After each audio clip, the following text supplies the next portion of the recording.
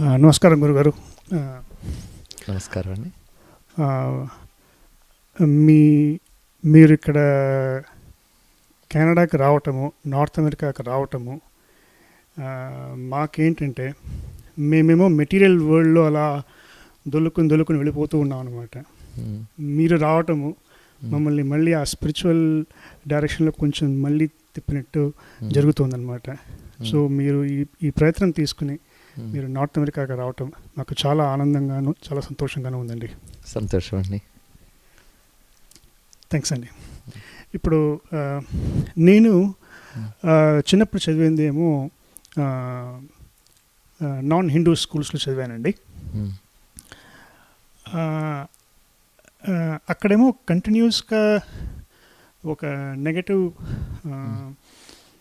Image, negative information about Hinduism చేస్తూనే ఉన్నారనమాట. అదేమో మైండ్లో ఎక్కిపోయింది కనిపించకుండా సబ్కాన్షియస్గా. దాంట్లోంచి బయటికి రావటానికి నాకు సుమారు 15-20 ఏళ్ళ దాకా అయిందండి. ఇప్పుడే ఈ లాస్ట్ 2 years కానీ మళ్ళీ సంధ్యావనం చేయటం అంతా నేను మొదలుపెట్టాను అనమాట.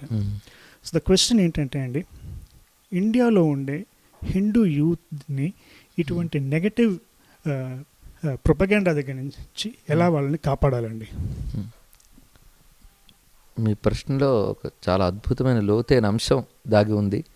ఎందుకంటే ప్రిజుడిస్ అంటే పూర్వ నిశ్చిత అభిప్రాయం అంటారు మన పారిభాషిక పదం. అది ముందే కొన్ని నిశ్చయాభిప్రాయాలు ఏర్పరచుకుని ఒక విపరీత ధోరణిలో చూస్తే గొప్ప విషయం కూడా తక్కువగానే కనబడుతూ ఉంటుంది ఇక్కడ. అలాగా తమ మతాన్ని వ్యాప్తి చేయాలనే ఉద్దేశంతో ఇతర మతాలని తక్కువ దృష్టితో చూడడం అనేది పెట్టుకుని, ఎందుకంటే ఇతర మతాల్లో దోషం చెప్పకపోతే వీళ్ళు మతాన్ని మార్చలేరు.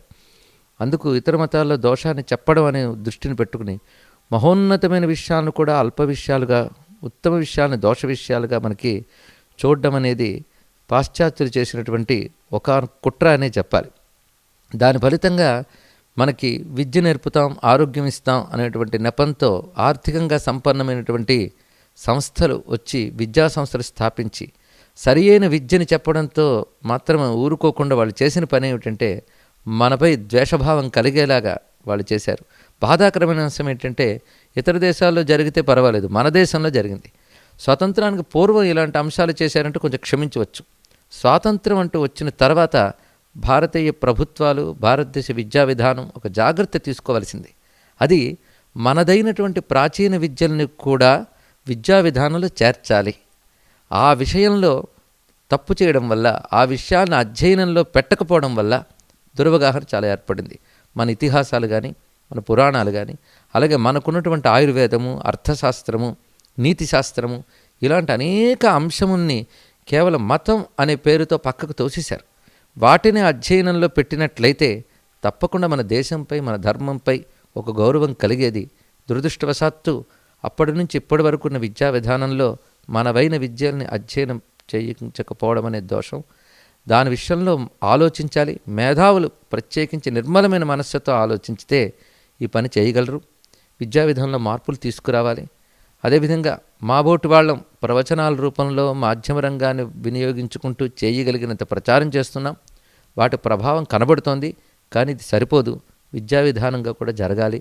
ఇళ్లలో తల్లిదండ్రులు కూడా ప్రత్యేక శ్రద్ధ తీసుకుని పాఠశాలల్లో ఆ విద్య నేర్పుతున్నారు కనుక మన ఇళ్లలో మనదైన విద్య నేర్పుదాం అనే ఉద్దేశంతో కొంత సమయం కేటాయించి మన సంస్కృతి, మన పరంపర పిల్లలకి నేర్పాలి.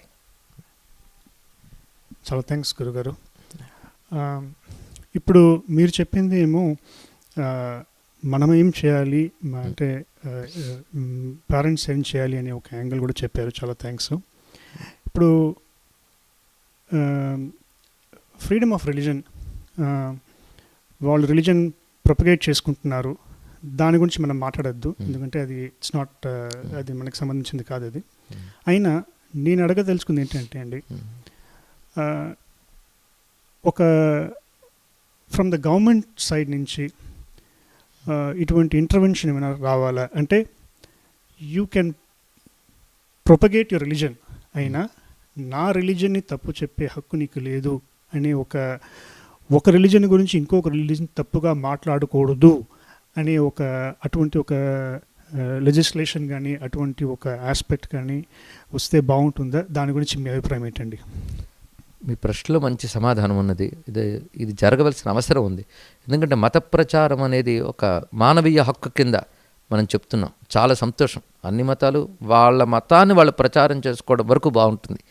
కానీ అన్య మతాల గురించి నింద చేయకుండా ఏ మతము మార్పిడి అనేది చేయలేదు. ఇది తెలుసుకోవాలి. ఇక్కడ ఒకడొక మతం నుంచి మారాడు అంటే తన పూర్వ మతంపై అగౌరవమో దురభిప్రాయమో ఏర్పడడం వల్ల మారతాడు.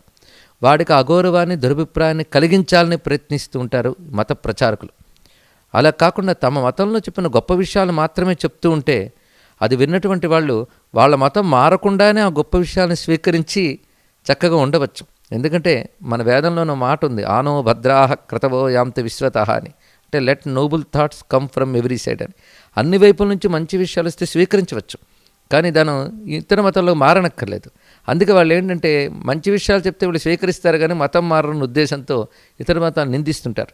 కనుకనే ఒక నాగరిక సమాజంలో మత ప్రచారానికి స్వేచ్ఛ ఇవ్వడం అనేది ఎంత అవసరమైనదో, అదేవిధంగా అన్యమతాల మనోభావాలు దెబ్బతినడం కానీ, అన్యమతాలపై ఒక విధమైనటువంటి మేధాతనంతో కూడిన దాడి జరగడం కానీ అది మాత్రం క్షమించరానిదే. ఈ విషయంలో అంతర్జాతీయంగానే కొన్ని నియమాలు ఉండాలి, ఒక దేశానికి మాత్రమే కాకుండా. దాని విషయంలో అంతర్జాతీయ ప్రభుత్వాలు ఆలోచించాలి.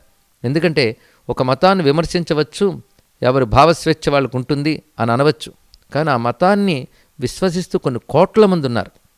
వాళ్ళ మనోభావాలు దెబ్బతింటాయి. అది దృష్టిలో పెట్టుకోవాలి. అందుకే వారి యొక్క మేధస్సుని ప్రకటించడానికి ఎంత స్వేచ్ఛ ఉందో ఇతరుల హృదయాన్ని గాయపరచకుండా ఉండే బాధ్యత కూడా అంతున్నది. ఇది గుర్తుపెట్టుకోవాలి. కోట్ల కొలది ఆరాధించేటువంటి దేవతల్ని పట్టుకుని అవమానిస్తూ ఉంటూ మేము మేధావులం, మాకు భావస్వేచ్ఛ ఉంది అంటే వాళ్ళని నోటుకొచ్చిన పదజాలంతో వీళ్ళు కానీ విమర్శిస్తే తట్టుకోగలరా? అందుకు మత స్వేచ్ఛకి ఇంకొకరి మనస్సు గాయపరచకుండా ఉండే బాధ్యతకి మధ్య ఉన్న సున్నితమైనటువంటి సమన్వయాన్ని, ఆ సున్నితమైన భేదాన్ని గ్రహించాలి. ఆ విధంగా అంతర్జాతీయంగానే ఒక మార్పు రావాలి. చాలా థ్యాంక్స్ గురుగారు. ఇప్పుడు మూడో ఆస్పెక్ట్ ఏంటంటే కమ్యూనికేషన్. అంటే మిగతా మతం వాళ్ళు వచ్చి హిందూయిజం గురించి చెడుగా చెప్తున్నప్పుడు జనరల్ పబ్లిక్, మన హిందువులు అవుట్ ఆఫ్ ఎక్స్ట్రీమ్ పొలైట్నెస్ వాళ్ళేమో తిరిగి దాన్ని అలా చెప్పద్దు అని చెప్పడానికి కూడా హెసిటేట్ చేస్తున్నారు. ఇప్పుడు కామన్ హిందూస్ వాళ్ళకి ఒక మెసేజ్ ఏమైనా వెళ్ళాలా అండి? ఫర్ ఎగ్జాంపుల్, మీరు వాళ్ళ గురించి ఏం తప్పుగా చెప్పొద్దు, అయినా మీ గురించి వాళ్ళు తప్పుగా చెప్తే నాయన మీరు మా గురించి తప్పుగా చెప్తున్నారో అలా చెప్పకూడదు అని common Hindus should they speak up అండి. సామాన్య హిందువులకి ఆ విధమైన ప్రతిఘటించేటువంటి ప్రేరకాన్ని కలిగించాలి తప్పకుండా. ఎందుకంటే అందులో కేవలం విశ్వశాంతే ఉంది తప్ప మా మతం గురించి చెడుగా చెప్పదని అడగడంలో తప్పేమీ లేదు. మనం ఇందులో ఇంకో నిందించట్లేదు, మనల్ని మనం రక్షించుకునే ప్రయత్నిస్తున్నాం. ఆత్మరక్షణ ఎప్పుడూ దోషం కాదు, ఇతరులను ఆక్రమించడమే దోషం. కనుక మనల్ని మనం, మన ధర్మం అవునా సరి అయినది అవునా కాదా అనే సందేహం కలగడం కాదు. మన ధర్మం గురించి అవతలవాడు విమర్శిస్తే మాత్రం తప్పకుండా ప్రతిఘటించాలి. అది మేధస్సు రూపంలో కావచ్చు, లేదా 10 మంది కలిసి ప్రతిఘటిస్తే అప్పుడు వాళ్ళు తప్పకుండా వాళ్ళు నోరు మూస్తారు. ఇది ప్రతి హిందువుకి బాధ్యతగా నేర్పవలసిన సమయం వచ్చింది. చాలా థ్యాంక్స్ గురుగారు.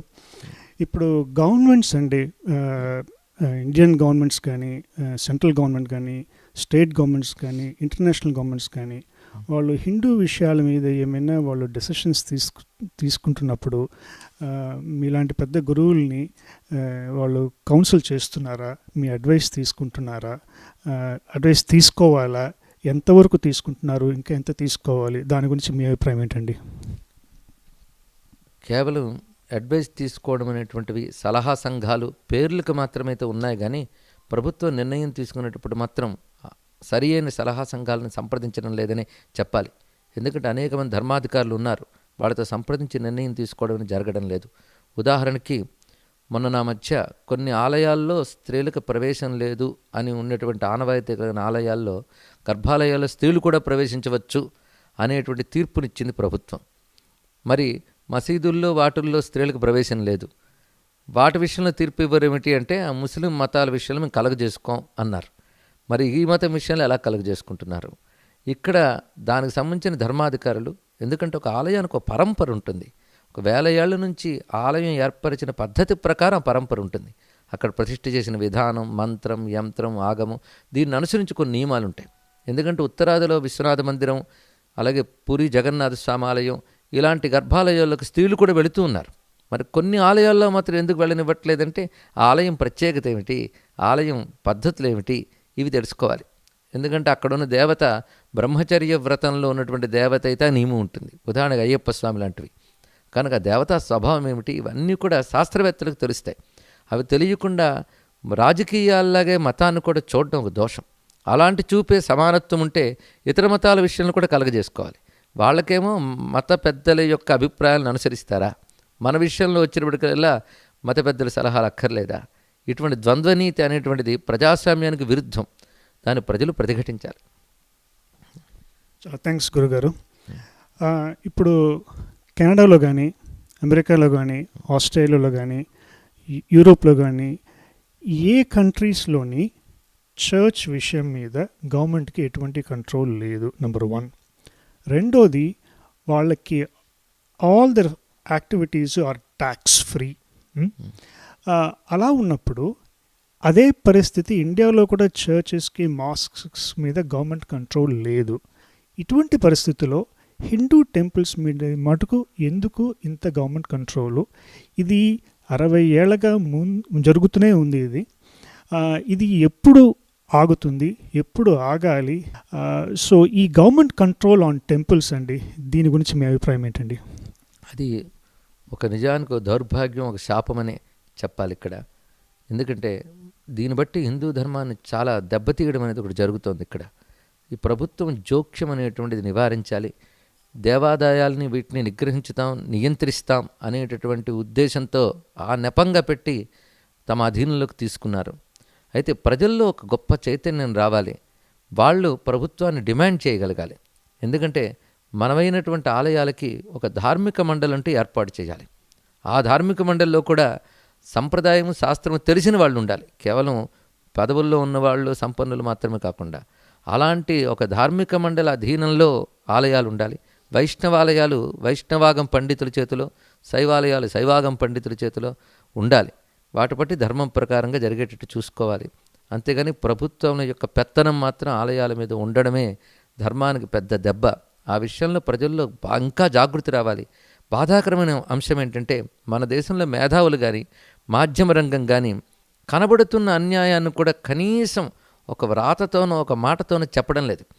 అది ఇతర మతాల విషయంలో చాలా సానుభూతిగా, సానుకూలంగా ఉంటారు. మన విషయాలకు వచ్చేటప్పటికల్లా మాధ్యమ రంగానికి కూడా సానుభూతి లేదు.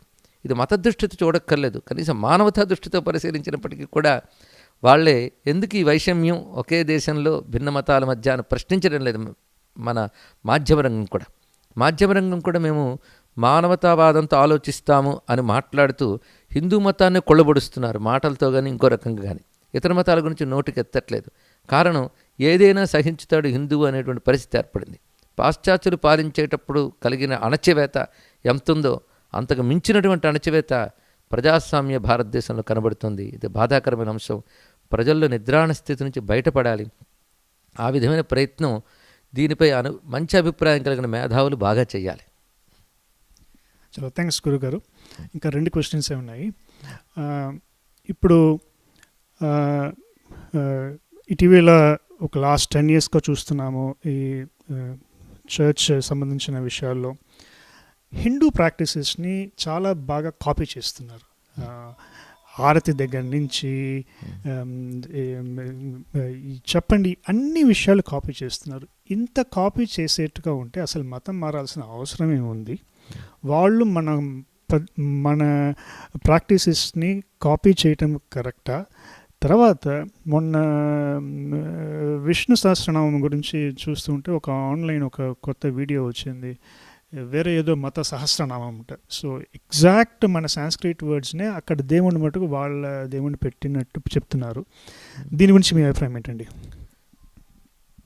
డాక్టర్ పిఏ ఓక్ అని ఒక చరిత్రకారుడు ఒక మాట అన్నాడు, all religions are same because all are derived from Hinduism అని. చాలా గొప్ప మాట చెప్పాడు ఆయన. ఎందుకంటే సృష్టిలో ఏ మతం యొక్క మంచి విషయం అనేది మీరు పరిశీలించండి, అది తప్పకుండా వేదంలోనూ ఇతిహాస పురాణాల్లో కనబడి తీరుతుంది. అంటే ఇతర మతాలు కొత్తగా ప్రపంచానికి చెప్పేదేమీ లేదు. అంతకుముందే మన ధర్మంలో చెప్పబడ్డాయి. అయితే మన ధర్మం చదివి వాళ్ళు చెప్పారని చెప్పక్కర్లేదు, కానీ వాళ్ళకి ఇవాళ తోచిన ధర్మాలు యుగాల క్రితం ఋషులు చెప్పారు. అయితే మన ధర్మంలో ఉన్నటువంటి ప్రత్యేకత అన్ని వర్గాల వాళ్ళని అందుకునే విధంగా మన వాళ్ళు ఏర్పాటు చేసిన ఈ సహస్రనామాలు కానివ్వండి, పూజలు, పునస్కారాలు, మొక్కుబళ్ళు, తలనీలాలు ఇవ్వడాలు, హారతి ఇవ్వడం, దీపం పెట్టడం, నమస్కారం చేయడం, ఇవన్నీ హిందూ మతంలో ఉన్నటువంటి ప్రధానమైన అంశాలు. అలాగే యోగం, జ్యోతిషం, వాస్తు, ఇవన్నీ హిందూ మతాల అంతర్భాగాలు. ఇవి సామాన్య జనుల మీద చాలా ప్రభావం చూపిస్తున్నాయి. వాటిని వాళ్ళు వదులుకోలేకపోతున్నారు.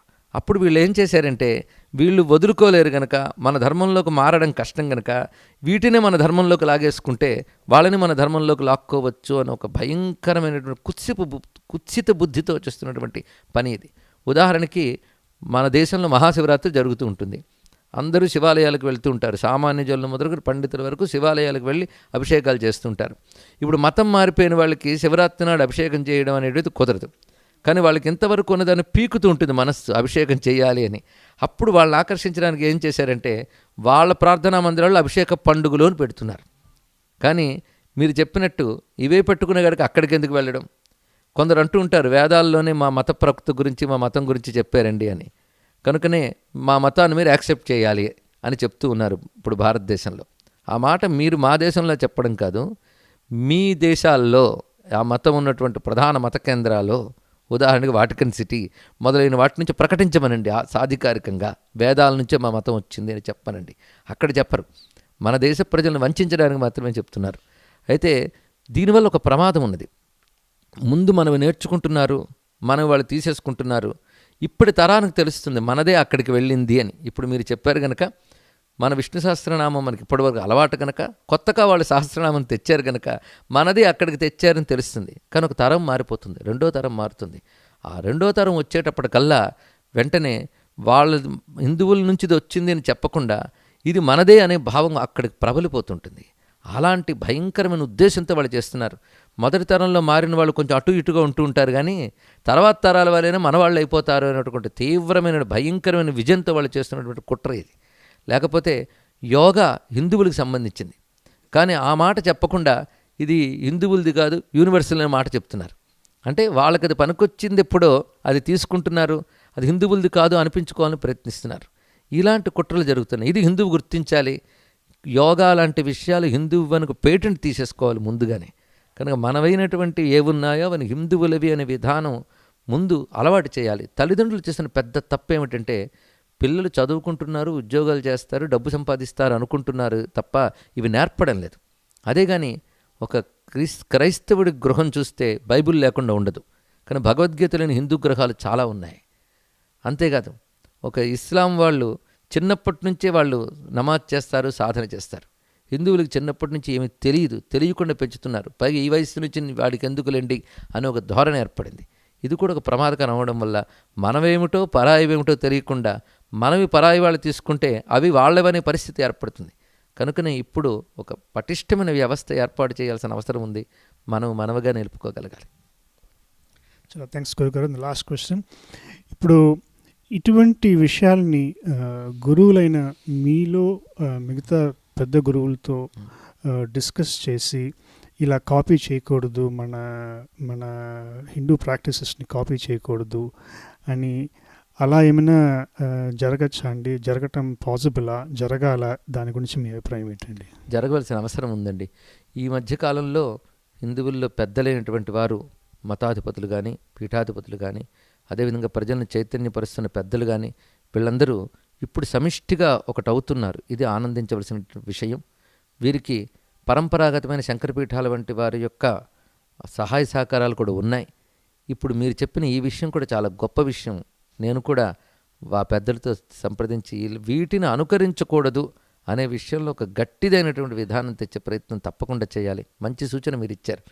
ఈ కోణంతో కూడా ఒకసారి చెప్పి ఆ వైపు నుంచి ప్రయత్నం చేద్దాం. తప్పకుండా చేయాల్సిన అవసరం ఉంది. గురుగారు, ఒక 2 లైన్స్ మీ ప్రవచనాలకి చాలామంది వచ్చారు. ఇక్కడ రాని వాళ్ళు కూడా కొంతమంది ఉన్నారు. వాళ్ళకి మీ చిన్న మెసేజ్ ఏమైనా ఉంటే చెప్పగలుగుతారా? వచ్చిన వారందరికీ కృతజ్ఞతలు. రానివారు వారి అవకాశాలు బట్టి ఉంటాయి.